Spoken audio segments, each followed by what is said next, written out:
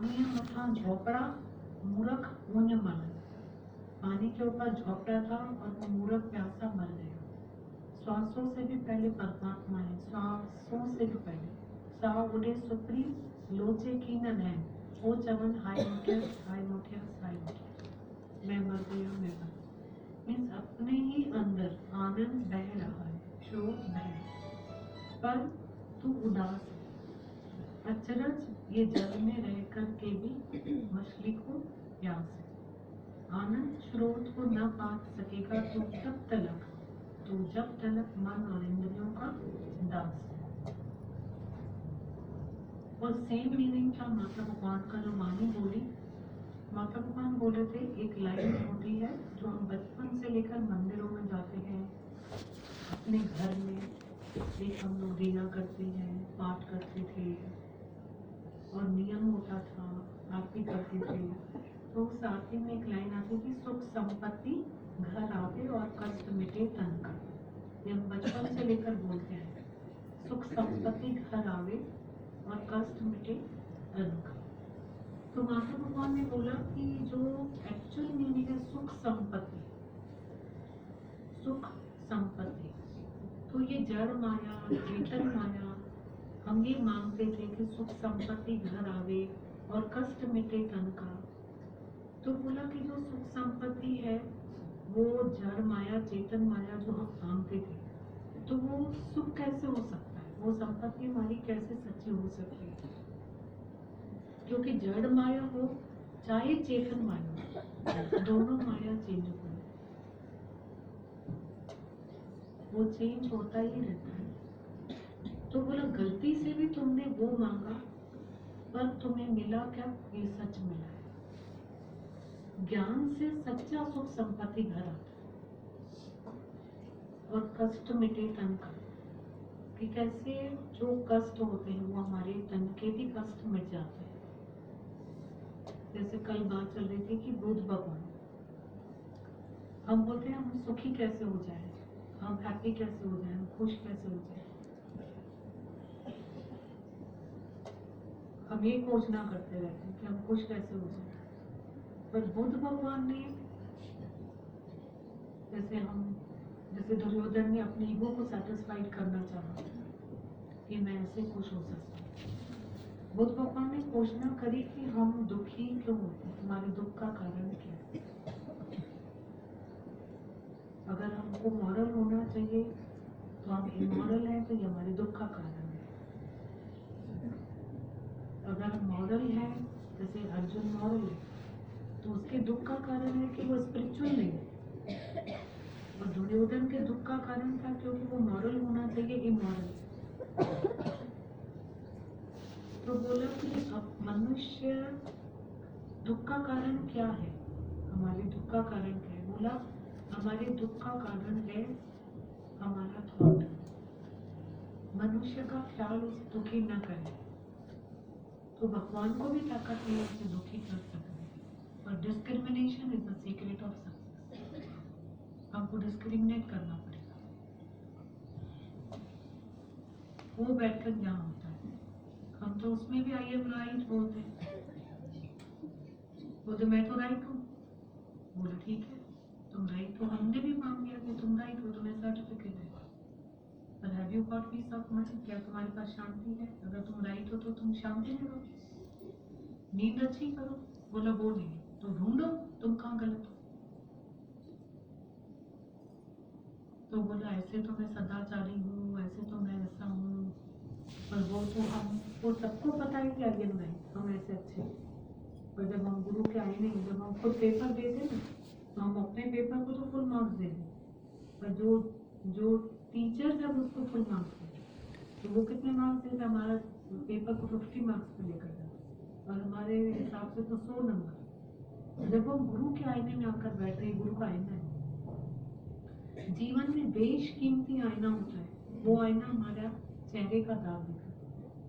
कोई आईना दुनिया में नहीं बना है जिसके सामने हम जाके बैठे वो हमारे दिल के दाग दिखाए। जब एक सच्चे गुरु के सामने हम जाके बैठते हैं ना, तो वो हमारे अंदर के दाग दिखाता है। और जब वो हमारे अंदर के दाग दिखाता है तो उसके पास में उसी को कहते हैं एक विवेक की नजर देता है। विवेक, विचार एंड वैराग्य इज वांटेड। तब वो हमें discrimination is the secret of success, know the truth and truth will make you free.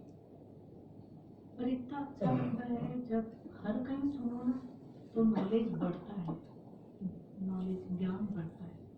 पर जब गुरु के सामने सच्चे गुरु के सामने बैठो तो नॉलेज, उस नॉलेज से ना हमारा जो उस ज्ञान से हमारा अज्ञान गलता है।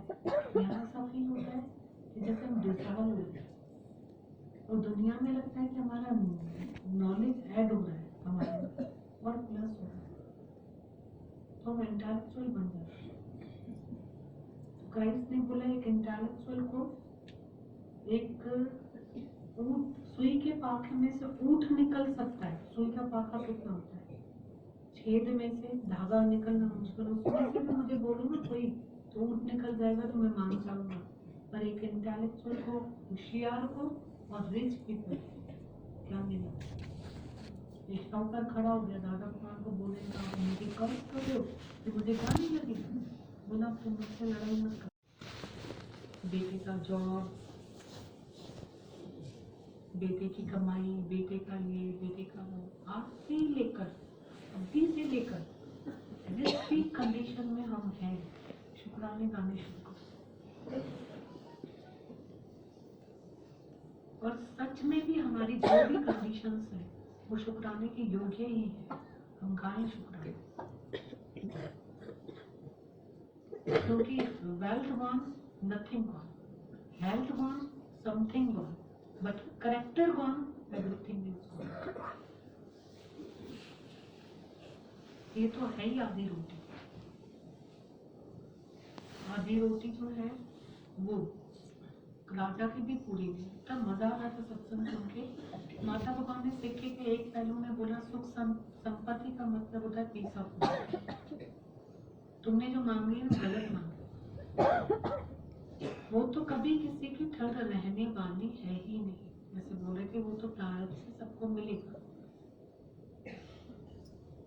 सिक्के का दूसरा पहलू बोला कि तुम्हें वो भी मिलेगी, माया भी मिलेगी, मिली भी है। पर बोल रहे थे कि एक तुम्हारे घर के टेरेस पे अगर हेलीकॉप्टर भी आके उतरेगा ना तो भी नानक दुखिया सब संसार, सकल सृष्टि का राजा दुखिया, राजा दुखिया, प्रजा दुखिया, दुखिया सब संसार, सकल सृष्टि का राजा दुखिया, सोई सुखिया जिसको नाम आता है। सकल सृष्टि का राजा की बात कर रहे थे नाथ भगवान की, ना कभी उससे तुम्हें तृप्ति आएगी। जो कुछ भी तुम्हें मिलेगा ना उससे तृप्ति है, मच वॉन्ट्स मोर। तेरी तृष्णा का कासा हरदम खाली है, तो झूठी आशा के द्वारे का स्वाली है। और न उसमें तुम्हें कंटेनमेंट है, तृप्ति है, और न संतोष है, और दूसरा न शांति, पीस ऑफ माइंड। उससे तुम्हें पीस ऑफ माइंड नहीं मिलेगा। और तुम्हें शांति के लिए ज्ञान धन को कमाना पड़ेगा। धन से तुम्हें शांति नहीं मिलेगी, पर धन से तुम्हें ज्ञान धन से तुम्हें पीस ऑफ माइंड मिलेगा। धन से नहीं, ज्ञान धन से, ये कमाई करने से तुम्हें पीस ऑफ माइंड मिलेगा। जो चोर न लूटे, कपा न फूटे, मिथने तो होते सब। ये धन तुम्हें कमाना पड़ेगा। आज देखो सिंपल है, हम जब इधर अंदर नहीं आए ना तो हमारा घर तो है, सबके पास घर है, ये कोई संन्यास का ज्ञान तो है ही। जब हम अंदर नहीं आए, सिंपल है। दूसरे अध्याय में जो गीता शास्त्र हमारा बना, दूसरे अध्याय में कृष्ण के सामने अर्जुन खड़ा है। अर्जुन क्या बोलता है, ये दुर्योधन, सिंपल यही बोल रहा है ना, दुर्योधन मैं युद्ध नहीं करना चाहता हूँ, राइट, आगे युद्ध करना चाहता हूँ। इससे क्या होगा, हम घर जाएंगे, हमारे घर में भी ये ऐसे ही नहीं होता है, हम भी बात ऐसी करेंगे। देखो मैं तो इसको कुछ बोलना नहीं चाहता, ये मुझे गाली देना चाहता है। तो गाली देने से क्या होगा? नुकसान होगा, गलत हो जाएगा। सिंपल ऐसा ही सेम पॉइंट होता है।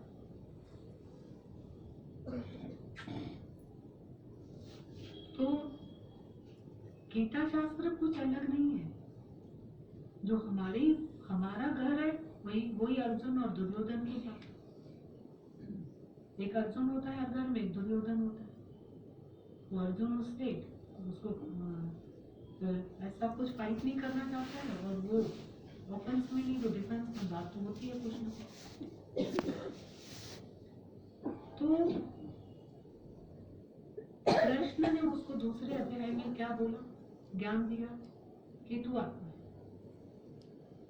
अब हम उस बात को समझ ही नहीं पाते कि मैं आत्मा हूं। मतलब कि तू मेरे को कुछ अलग समझ के पाँव पड़ता है, हाथ जोड़ता है, क्योंकि मेरे को तो मैं तुमको अलग लगता हूँ तुमसे। तो वो कृष्ण बोलता है अर्जुन को कि अगर मैं तुमसे कुछ अलग हूँ तो तुम्हारे अंदर भी छिपी हुई वही शक्तियां हैं। तुम मेरे जैसे बन सकते हो, मेरे जैसे सोच सकते हो, मेरे जैसे चल सकते हो, तो तुम उसको प्रकट करो। तुम आत्मा, मतलब मैं आत्मा हूँ, मुझे तुमको मैं दिखाई देता हूँ कि अलग कुछ, तुम भी अलग हो। तो तुम्हारे सूरज के आगे बादल हैं और मेरे आगे बादल नहीं, तो वो शक्ति तुम मेरे से लो। जब हम गुरु के पास पहले दिन आए ना, तो हमको गुरु दुर्योधन से अपने पे लेकर आए। ये अभी दर्ज हम बोलते दुर्योधन ऐसा है, बोलता है तुम आत्मा। पहले दिन का सबक है कि तुम अपने आप में आ जाओ। इसके बाद अगर हमने ये बात बोली कि ये ऐसा, दैट मीन्स हम पहले दिन सत्संग में बैठे ही नहीं। पहले दिन का सत्संग है कि मैं अपने पे आ जाऊं। दुनिया न बदले, बदल जाए हम, फिर तुझे मिलेगा परमानंद। कितना मजेदार बात है कि reformers wanted of themselves, not of others। ज्ञानी अपने स्वभाव को भाव से वश कर सकता है, पर अज्ञानी नहीं। अब जो यहाँ आता ही नहीं है वो कैसे बदलेगा? मैं भी तो नहीं आता था, तो मुझे भी नहीं पता था कि मुझे ही चेंज होना है, तो वो बेचारा कैसे बदलेगा? उसका स्वभाव कैसे बदलेगा? जो शरण लेगा उसका स्वभाव बदलेगा। तो जब हम अपने गुरु के पास आके बैठे, तो मजा तो पहले दिन ये आया कि दुनिया ही खत्म हो गई बीच में से। बचा कौन? मैं, मेरी वीकनेस और मेरा गुरु। एक स्ट्रेंथ बचा, एक कमजोरी बची। दुनिया तो बची नहीं। दुनिया एक एग्जाम है।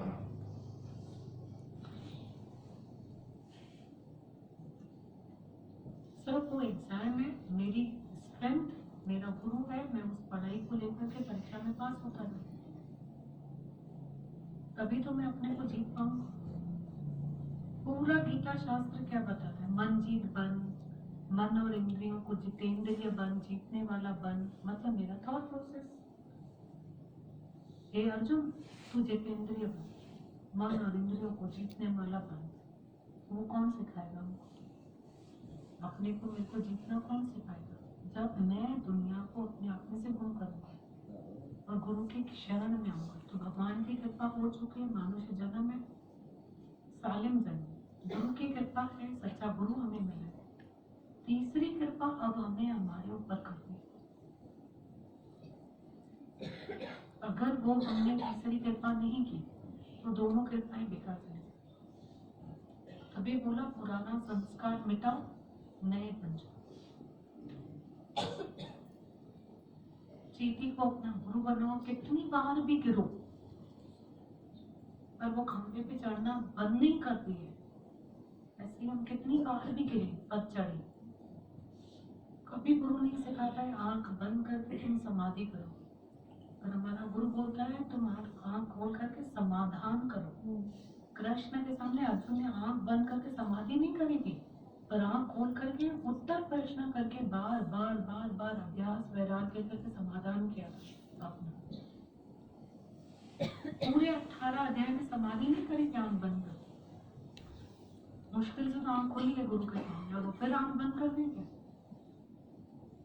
अब तो आंख खोल करके समाधान करे ना कि वो तीसरा नेत्र लेकर के कि वो क्या है मैं क्या हूँ, वो क्या है मैं क्या हूँ। कंपेयर करें ना उससे, गुरु हमें तीसरा नेत्र देता है, हम गुरु को देख सकते हैं। वाणी गुरु है। इस वाणी के आईने में हम अपने गुरु को देखकर अपने को देख सकते हैं। ये थोड़ी वीडियो पे, ऑडियो पे, उस पे, मोबाइल पे, उस पे सुनेंगे तो हमको आ जाएगा। जब तक कि हम आमने सामने नहीं बैठेंगे गुरु के, ये हमारे अंदर तीर जाएगा ही नहीं माने। बहुत आनंद। वो आंटी का देव